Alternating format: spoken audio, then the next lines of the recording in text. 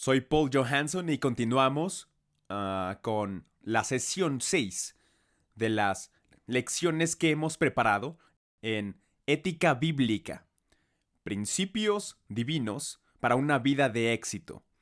En la sección 6 vamos a poder terminar la ética de Cristo como se describe en las bienaventuranzas y algunas de las otras y luego pasar al inicio de la ética de San Pablo, que dejará muy en claro. Y luego continuaremos en la próxima lección sobre la ética del amor que Pablo introduce con un gran sentido. Hoy veremos esta sesión 6. Ahora en la sesión 5, Jesús hablaba a sus discípulos y les dio las bienaventuranzas. Esas son las actitudes del corazón. Eran positivas, bendecidas, felices. Es decir, felices son aquellos que son pacificadores. Felices son aquellos que son puros de corazón. Felices son aquellos que lloran. Felices son aquellos que tienen hambre y sed de justicia. Verá, su ética era positiva. Yo crecí en una iglesia donde la mayoría de la ética era negativa. No hagas esto, no corras en la iglesia, no hagas aquello. Teníamos muchos qué hacer y no hacer. Si era domingo, no podíamos jugar béisbol. Había demasiadas prohibiciones. Y fue solo por la gracia de Dios que la mano del Señor en mi vida me mantuvo, porque no era bueno con lo que debía o no hacer. Pero con Jesús comprendí claramente que Jesús no era el tipo de persona que te dice qué hacer. Era más como, haz, vive. De hecho, él dijo, hazle a otros lo que quisieras que te hicieran a ti. Entonces, en la lección 5 que acabamos de terminar, en la última sesión, llegamos al final mirando las bienaventuranzas mismas, las que Jesús pronunció allí en el Sermón del Monte. Ahora, el problema es que después de que usted recibe una enseñanza, muchas veces usted no sabe cómo implementarla en su vida. El pastor se pone de pie en la iglesia y dice, deben vivir una vida piadosa. Usted va a su casa y dice, ¿de qué se trata todo esto? Pero Jesús no nos deja tomar la decisión por nosotros mismos. Él comienza a explicar en el Sermón del Monte cómo puede implementar las bienaventuranzas. La ética de Cristo en el Sermón del Monte no solo incluyen las bienaventuranzas, sino la construcción y el desarrollo de una cultura del reino, un estilo de vida del reino.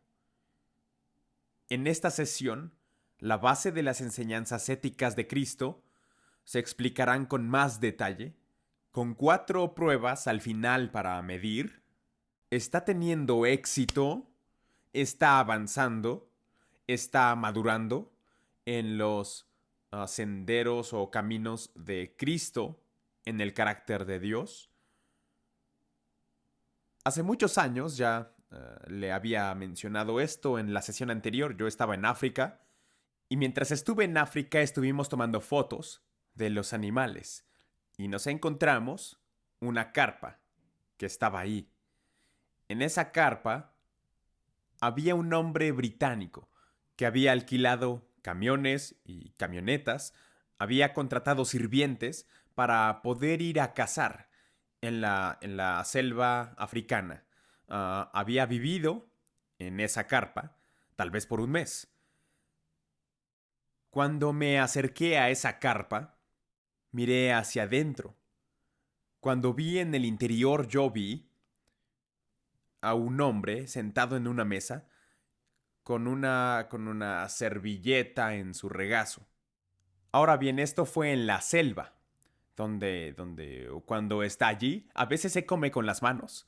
Y tenía como hacen los británicos, 2 o 3 cuchillos y 2 o 3 tenedores, 2 cucharas.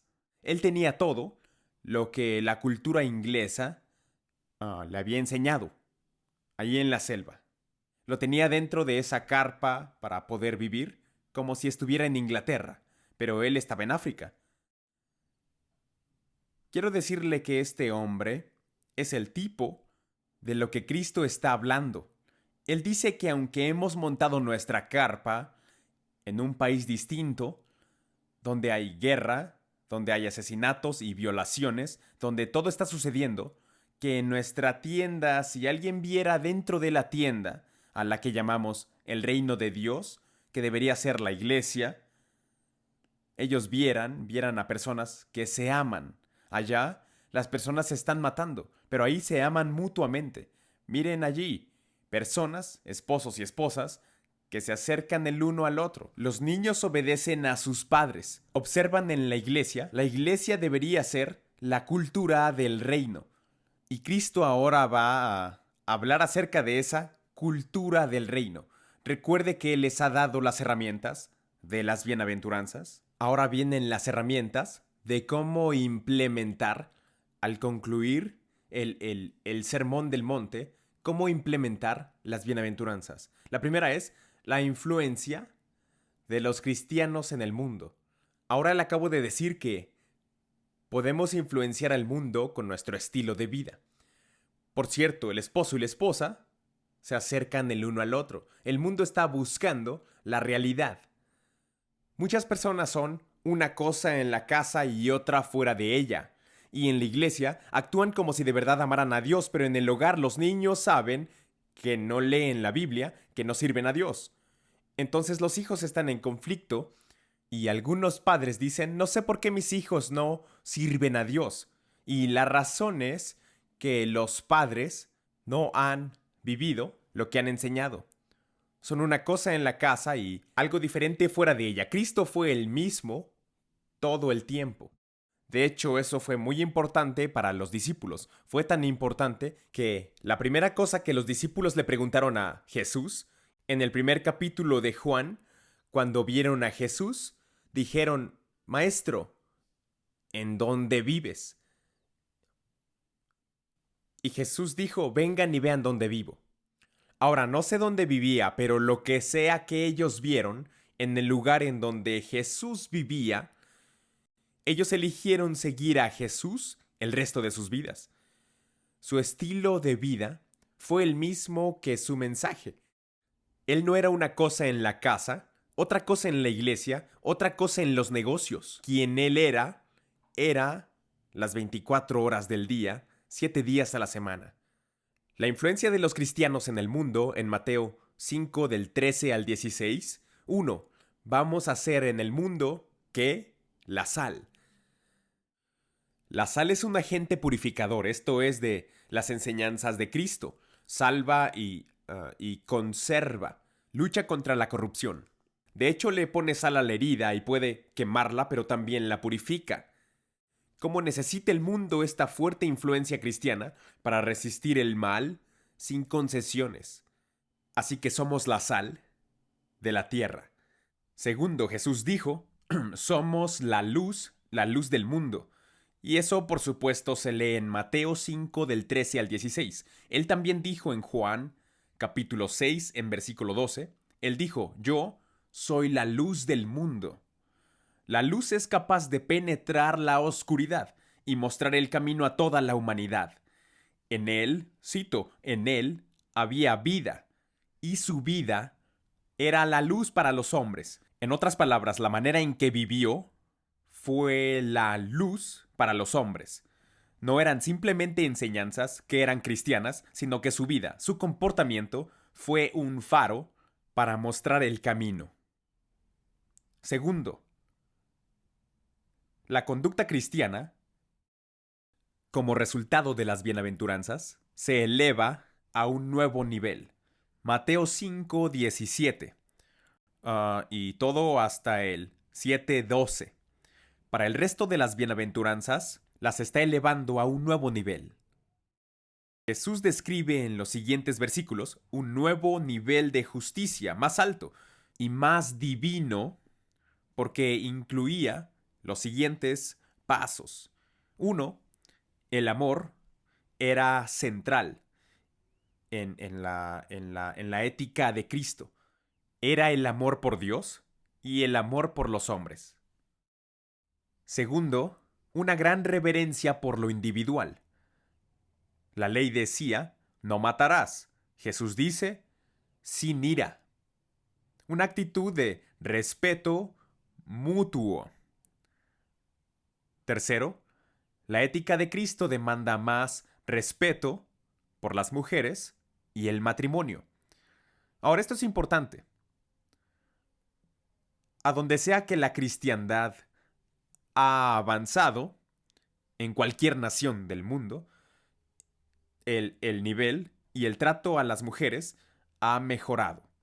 Porque las vemos como resultado de la divina creación y de las cosas que Dios ha hecho. Que hombres y mujeres son su mayor creación. Y debemos de honrar eso. Y ahora la ley decía, no cometerás adulterio, pero Jesús dice, no miradas lujuriosas. Repite cosas que fueron dichas con anterioridad. Las mujeres ganaron su propio respeto en el reino de Dios. En la iglesia debe de haber lugar para hombres y mujeres. Y cuando el Espíritu Santo vino en el día de Pentecostés, Él dijo, tus hijos e hijas profetizarán. Él le dio oportunidades a hombres y mujeres. Él no excluía. Él dijo que los dones del Espíritu Santo eran para todos, para hombres y para mujeres. Y en el reino hay igualdad entre hombres y mujeres. Cuarto, se exigía una nueva justicia. Una justicia que exigía mayor veracidad. Estoy en Mateo 5, versículo 33 al 37. La antigua ley decía, no debes maldecir, no debes jurar en vano. Pero Jesús decía, no quiero que maldigas para nada. No hay necesidad de hacer un juramento cuando eres de palabra, una persona íntegra. Ahora, sé que hay tiempos en los que en Estados Unidos los presidentes juran, hacen un juramento colocando la mano en la Biblia y dicen, defenderé la Constitución. Veo esto como parte de una formalidad que es necesaria en nuestra democracia. Pero aquí nos dice que no debemos de ir y hacer juramentos todo el tiempo. Prometo hacer esto y por esto haré aquello y somos hombres y mujeres de integridad. Porque en el reino hay una mayor exigencia de veracidad y honestidad. Y finalmente la misericordia y la gracia fueron enseñadas por Jesús. En lugar de ojo por ojo y diente por diente. Mateo 5:38 al 42 dice esto, la ley vino por Moisés, pero la gracia y la verdad vinieron por Jesucristo. Juan 1:17. Verá, Jesús no está diciendo que la ley es mala, no está acabando con la ley, pero va más allá de la ley, va más allá de las exigencias de la ley. La ley dice, no cometerás adulterio, pero Jesús no eliminó eso, subió más alto y dijo, ¿sabes? Incluso las miradas lujuriosas. Y vivir de las cosas que ahora existen en las computadoras en todo el mundo es algo que está destruyendo, especialmente el aprecio de los hombres por las mujeres como creación de Dios. De alguna manera es solo una herramienta. Y, lo peor de todo, son las cosas que sabemos en el mundo de hoy. El comercio sexual, de comerciar y trasladar a las personas, niños, niñas y mujeres jóvenes, que los mueven de una nación a otra, solo para convertirse en objetos, para ser usados por otras personas en sus prácticas pecaminosas. Él dice aquí, misericordia y gracia vinieron. Mostremos misericordia y gracia. Verá, la justicia que Cristo enseñó fue la que surgió del verdadero carácter de Dios, porque Dios es amor. Esa es la palabra de Dios. Dios es amor, Mateo 5, del 43 al 48. Y, por supuesto, Juan 3:16. De tal manera, amó Dios al mundo, que envió a su Hijo único al mundo. El comportamiento de los cristianos y de la Iglesia debe de ser una enorme luz para este mundo oscuro. Israel, en una época de gran oscuridad, tenía luz en su morada. Ve a Éxodo 10, versículo 23. Recuerda el momento. Todas las plagas que vinieron sobre Egipto, la Biblia habla de ello, en el libro de Éxodo capítulo 10. Y había tinieblas, y era tanta oscuridad que las personas no podían ver sus manos frente a su rostro. Pero la Biblia dice que había luz en las viviendas del pueblo de Israel, que había luz, y que así debería ser con nosotros el día de hoy, aunque haya oscuridad en nuestra casa, en nuestro hogar, en nuestra vida. Debería haber la vida radiante de la vida de Jesucristo. Así que la ética de Cristo también da un verdadero motivo para adorar. Él dice, la verdadera adoración es una condición del corazón. Recuerde que estamos trabajando en Mateo 5, 6 y 7 para obtener principios como herramientas para utilizar y resolver problemas éticos. La verdadera adoración es una condición del corazón, no es simplemente una repetición de oraciones religiosas. En sus enseñanzas Jesús nos da 3 ilustraciones de adoración. Algunas personas creen que es solo una, pero Él da 3. En el capítulo 6, versículo 2 al 4, Él dice, el dar es una expresión de adoración. Segundo, Él dice, en el capítulo 6, versículo del 9 al 14, Él dice que orar es una expresión de adoración. Y luego en el capítulo 6, versículos 16 al 18, Él dice que ayunar es una expresión de adoración. Si coloco a estas 3 juntas, el dar, adorar y ayunar, verdaderamente estas son expresiones de adoración. Por negarnos a nosotros, en el ayuno lo estamos adorando. Y por el dar estamos honrándolo. Así estaremos adorándolo.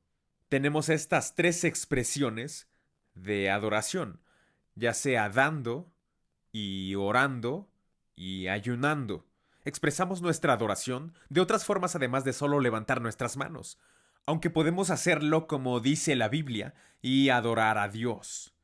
Él está expresando otras formas de dar alabanza a Dios.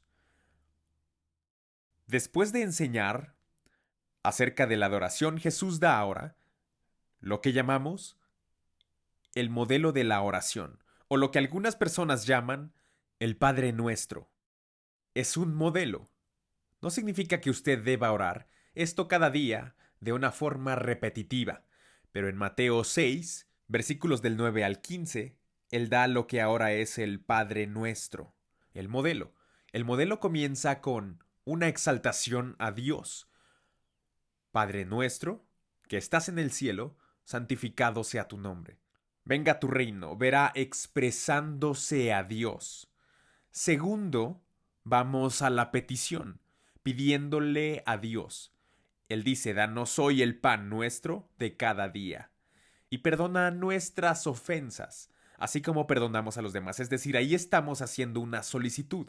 No comenzamos con las solicitudes, comenzamos con alabanza y adoración. Luego vamos a la petición y al final terminamos esta oración llamada Padre Nuestro con alabanza, porque tuyo es el reino, el poder y la gloria por siempre. Amén y amén. Este fue un modelo que Jesús nos dio, en donde usted se enfoca en el inicio en Dios y la primera sección en Dios y luego en la última sección en el hombre.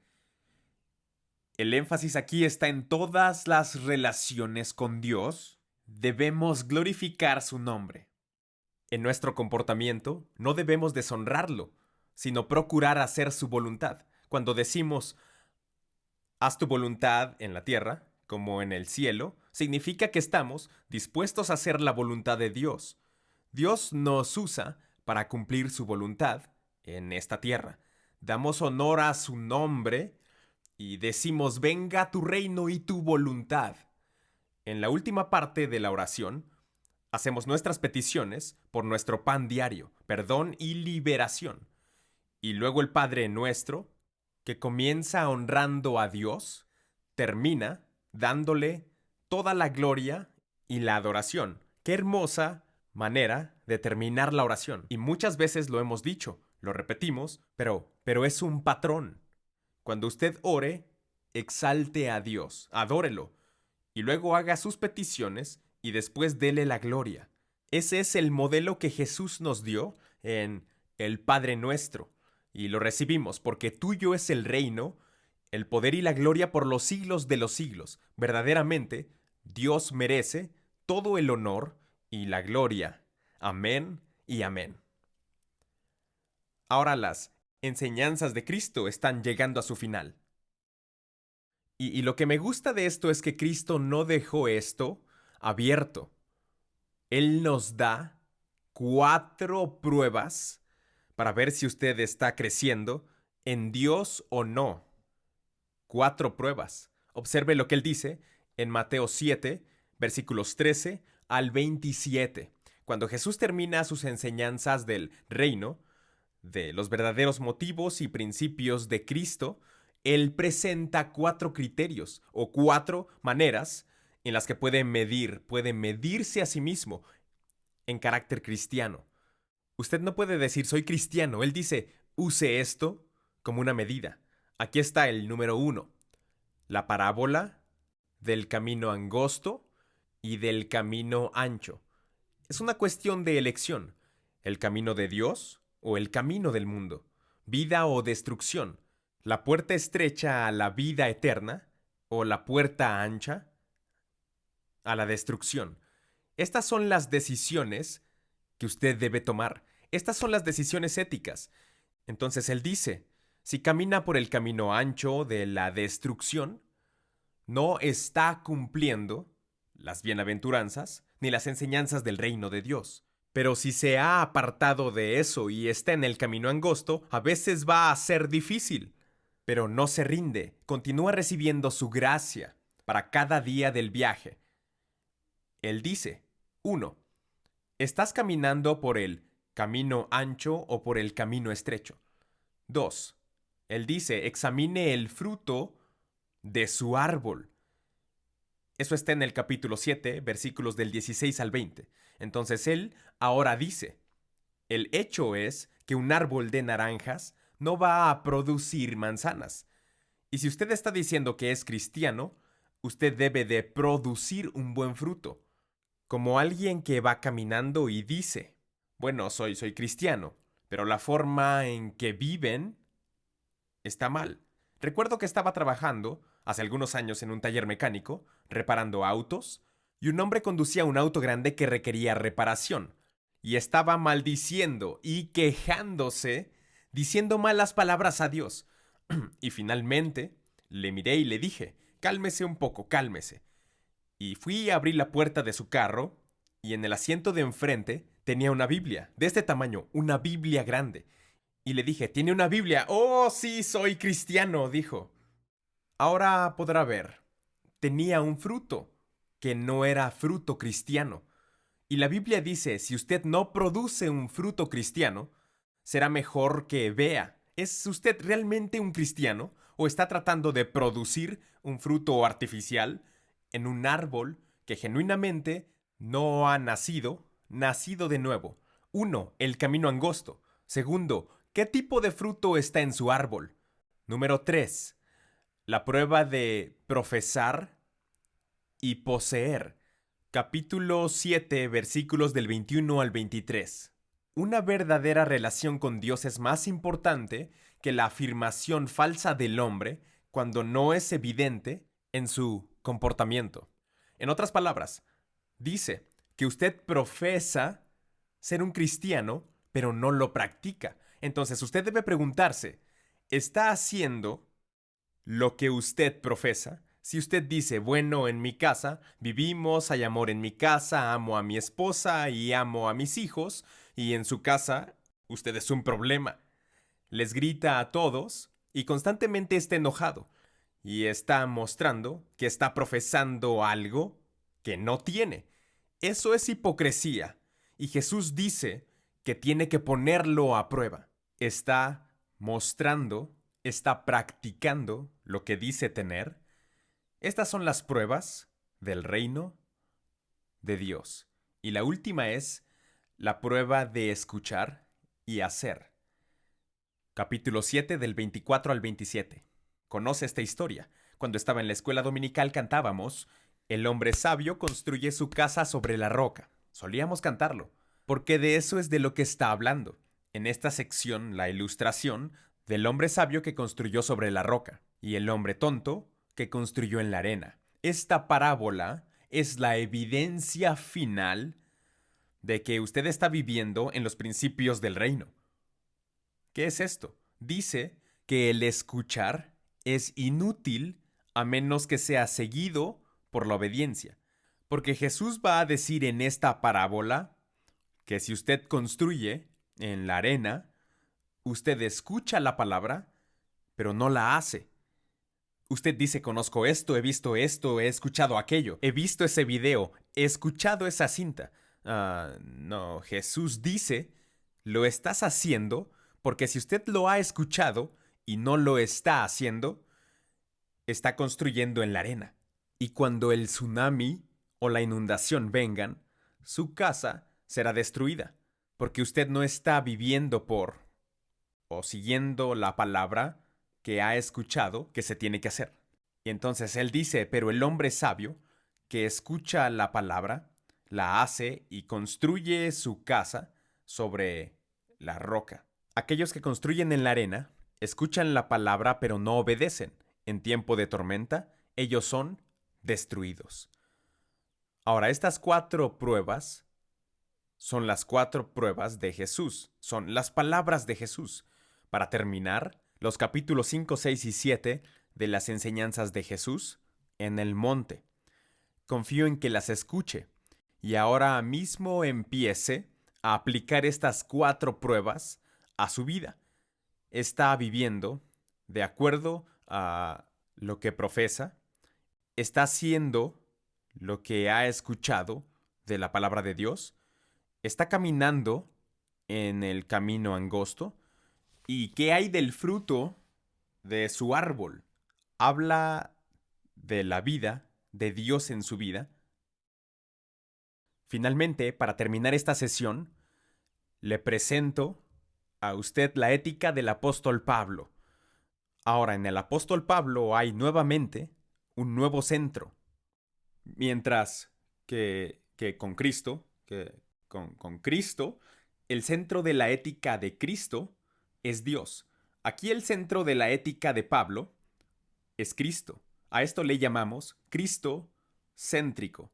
El centro de las enseñanzas de Pablo es Cristo. Dios se ha revelado a sí mismo a través de su Hijo Jesucristo. Cristo debe de ser el centro de toda la ética cristiana y su comportamiento.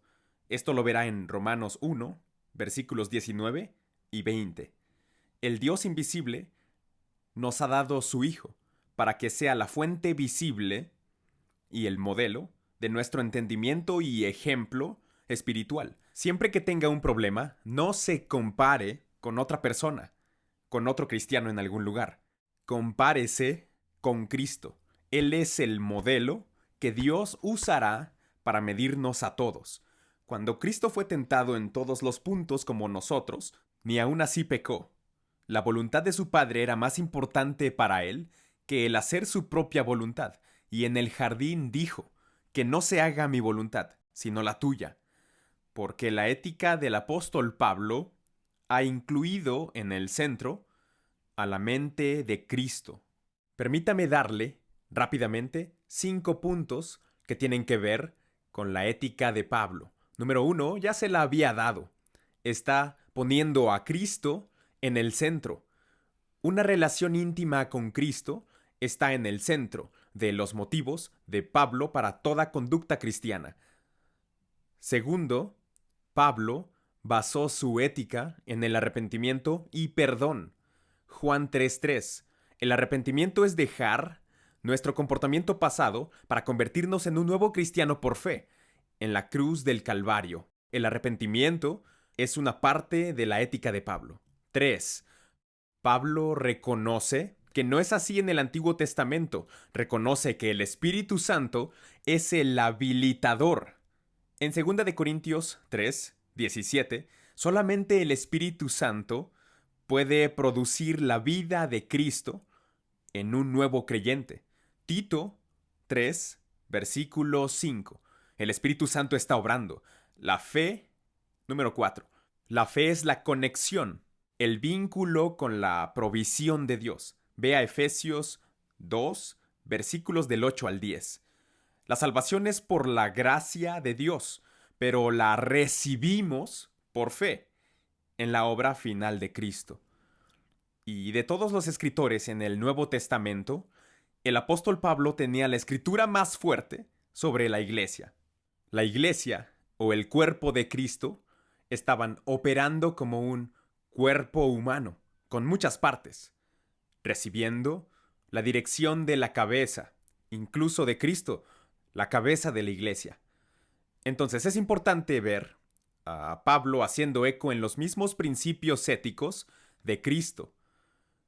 En cualquier religión existe un código de conducta, sé que lo sabe, un conjunto de leyes que deben cumplir los seguidores de esa religión. La ética del apóstol Pablo con Cristo son básicas como principios de conducta. Recuerde, no es lo que usted sabe, es si lo que usted sabe afecta lo que usted hace. La conducta es importante. Así que el apóstol, al igual que Cristo, tiene principios básicos y una ética de comportamiento y que el Espíritu Santo le dio poder a cada creyente para cumplir. Debemos alinearnos con las decisiones y acciones morales, de acuerdo con los estándares bíblicos, no de acuerdo con el mundo.